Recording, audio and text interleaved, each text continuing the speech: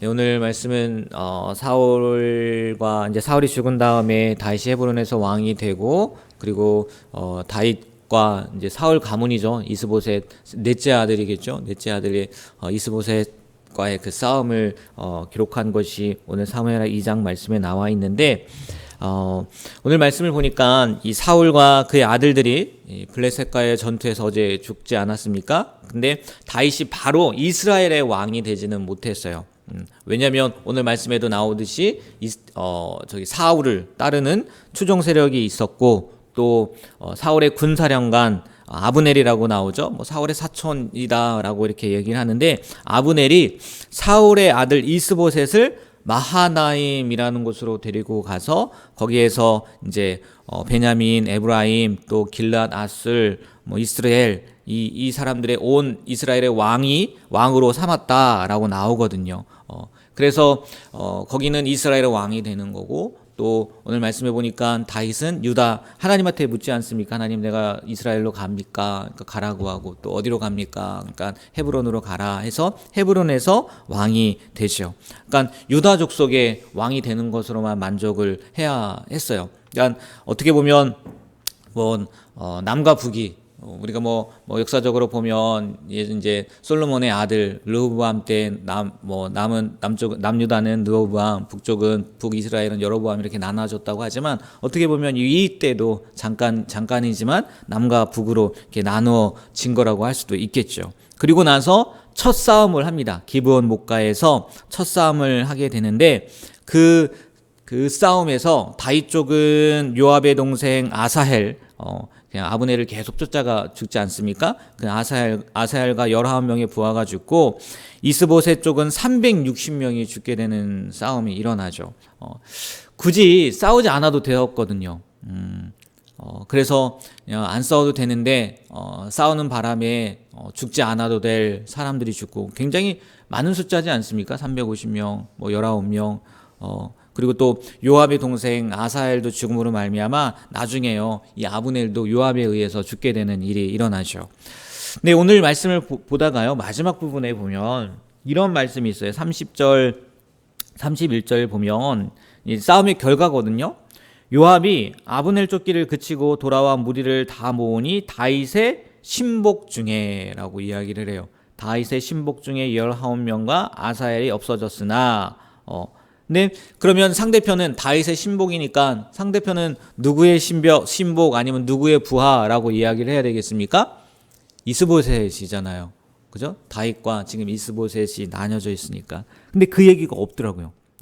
그냥 다윗의 신복들이 베냐민과 아브넬에게 속한이라고 나와요. 그렇지 않습니까? 31절에 그렇게 나오지 않아요? 이스보셋에게 속한이 아니라 베냐민과 아브넬에게 속한 자들이라고 나온다는 거죠. 그러니까 이것만 봐도요, 지금 이스보셋은 왕이라고 하기보다는 정말 꼭두각시인 거죠. 실제적인 왕은 누구예요? 아브넬. 네, 아브넬이라는 거죠.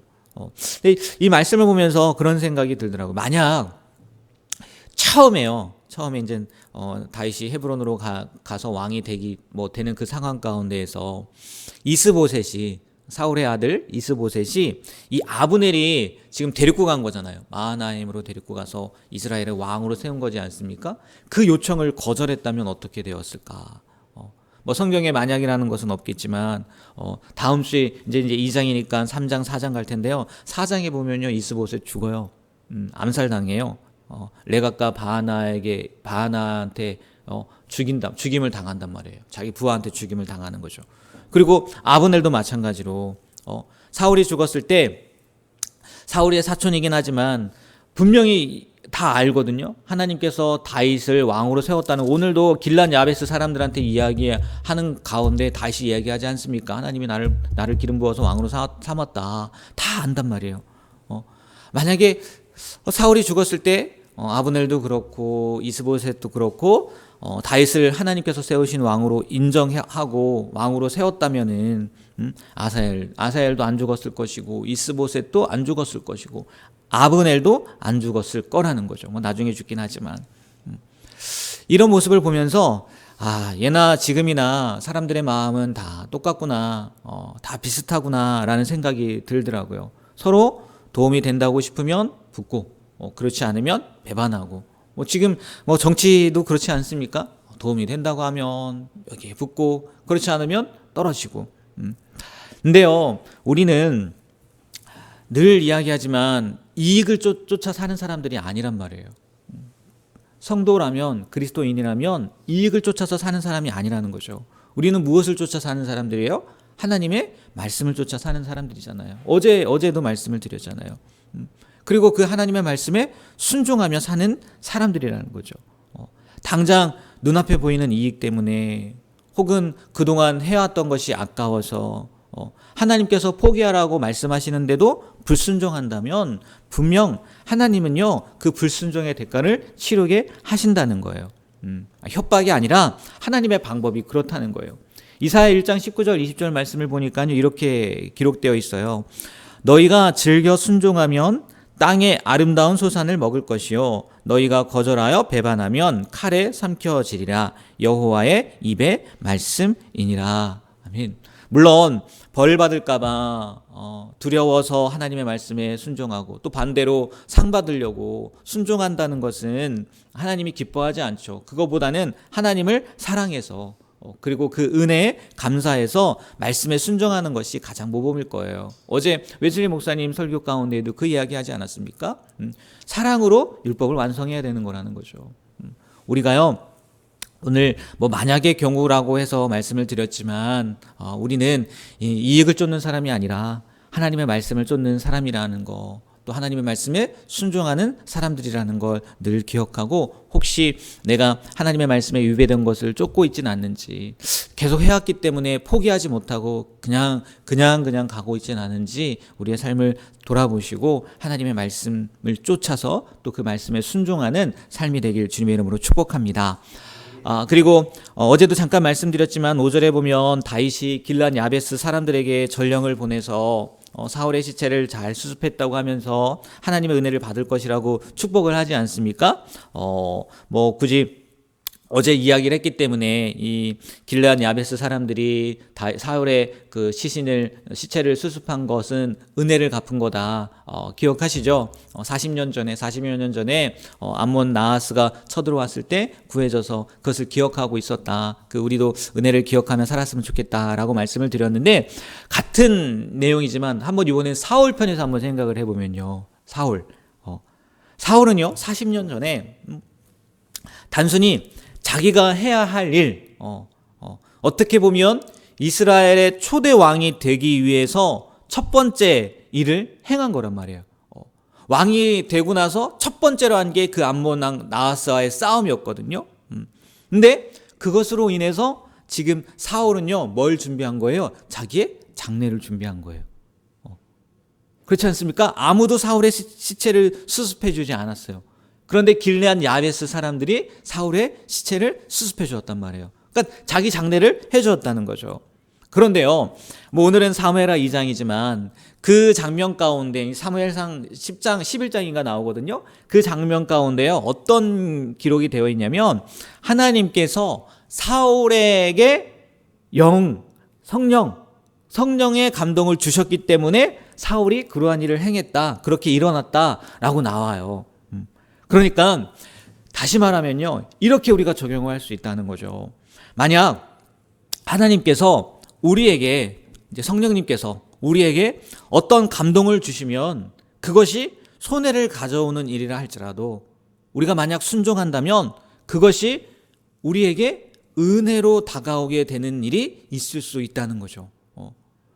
하나님의 뜻, 오늘 하나님의 말씀을 쫓는 사람이고 하나님의 말씀에 순종하는 사람이라고 이야기를 했는데, 정말 성령의 감동으로 어느 순간 하나님께서 이건 손해보는 거지만 우리의 마음을 감동시켜서 순종하게 하셨다. 그리고 우리가 순종했다 한다면요, 하나님께서요 그 순종을 통해서요 우리에게요 은혜로 갚아주시는 일이 있을 수 있다는 거예요.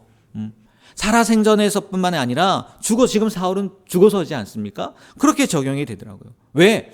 하나님은요 절대 있는 분이 아니시니까 까먹지 않으신단 말이에요. 예전에 제가 분당에 있을 때요, 어떤 분이 자녀들에게 이게 신방을 갔는데 자녀들에게요 본인은 이렇게 이야기한다라고 얘기를 하시더라고요. 그 얘기가 뭐냐면 자녀들에게 이렇게 이야기한다는 거예요. 부모님이 야 만약 너희들이 살면서 어려움을 겪을 때 하나님께 기도하면서 기도하잖아. 기도할 거 아니에요? 자녀들도 신앙생활 하니까 기도할 때 내 이름 내 이름.